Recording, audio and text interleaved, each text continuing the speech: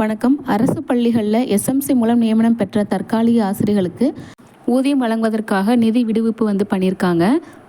அதாவது அரசு பள்ளிகளில் காலியாக இருக்கக்கூடிய பணியிடங்களை எஸ்எம்சி மூலமாக தற்காலிக ஆசிரியர்களை கொண்டு நிரப்பிக்கலாம் அப்படின்னு சொல்லிட்டு அரசாணை வெளியிட்டிருந்தாங்க. அந்த மாதிரி எஸ்எம்சி மூலமாக நிரப்பப்படக்கூடிய ஆசிரியர் பணியிடங்களுக்கு ஊதியம் கொடுக்கறதுக்காக 3.91 கோடி ரூபாய் ஊதிய விடுவிப்பு பண்ணி தகவல் வெளியிட்டிருக்காங்க. இந்த மாதிரி எஸ்எம்சி மூலம் நியமனம் பெற்ற தற்காலிக தொடக்கப்பள்ளி ஆசிரியர்களுக்கு, அதாவது இடைநிலை ஆசிரியர் பணிக்கு 12,000 ஊதியமும், பட்டதாரி ஆசிரியர் பணியிடத்துக்கு 15,000 ஊதியமும் சொல்லியிருக்காங்க. அதே போல் முதுகலை பட்டதாரி ஆசிரியர் பணியிடங்களுக்கு 18,000 சொல்லியிருக்காங்க.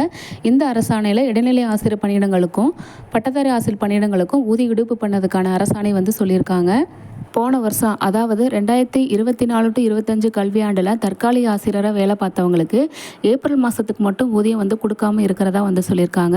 ஸோ அந்த ஒரு மாதத்துக்குரிய சம்பளமும் இப்போ நடந்துட்டு இருக்க 2025-26 கல்வியாண்டில் நியமனம் பெற்றிருக்கக்கூடிய தற்காலிக ஆசிரியர்களுக்கு ஜூன் மற்றும் ஜூலை மாதங்களுக்கான ஊதியமும் விடுவிப்பு பண்ணியிருக்காங்க. மொத்தம் 3 மாதத்துக்கு ஊதியம் விடுவிப்பு பண்ணியிருக்காங்க.